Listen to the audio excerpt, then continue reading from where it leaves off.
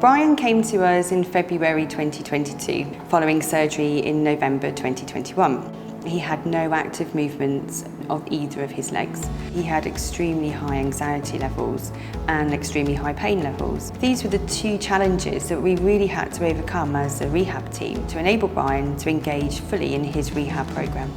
I've always been determined to get up on my feet, even early on when that was really painful. The worst bit was getting over my anxiety. I had anxiety, depression and grief at the same time. So with the mental health side here, they helped me get over that and just keeping active in your mind somewhere else. My name's Caroline Stoneham and I'm here as a senior neuro-respiratory physiotherapist. The main things that struck me were his concern about being handled and moved, his levels of fatigue, and very overwhelmingly his perception of pain, and it was quite an altered perception of pain. He started doing some sessions in hydrotherapy as we felt that that might be a way to help allay some of his anxieties where he was in a safe environment. He always described that he liked swimming. That's been a really key and beneficial part of his rehab. My name's Victoria. I'm one of the occupational therapists here. Part of my role as an OT is to look really holistically at somebody. What we did is we talked through the need for him to kind of reclaim some of his own identity.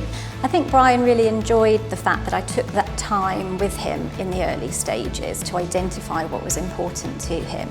In Brian's spare time in between the therapy sessions, thinking, are there things that he can do and he can initiate that he will then be able to manage his own rehabilitation and be feeling more empowered, because that's a really important thing, to give that control back when you're in this setting.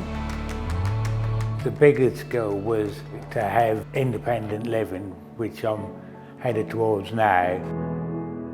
Brian is going to move into one of our independent living flats. These flats are completely adaptable to accommodate any needs that the resident might have. This will allow him to be independent, but still have the support of 24-hour care and a therapy team on hand. We are so incredibly proud of him. This is a gentleman who, when he first was admitted to Askham, couldn't move either of his legs actively or independently. He's now so engaged and just so part of the community of Askham, and that's due to that independent and patient-centred care that he's received. He's a very interesting gentleman to work with, and I admire the determination that's been there throughout.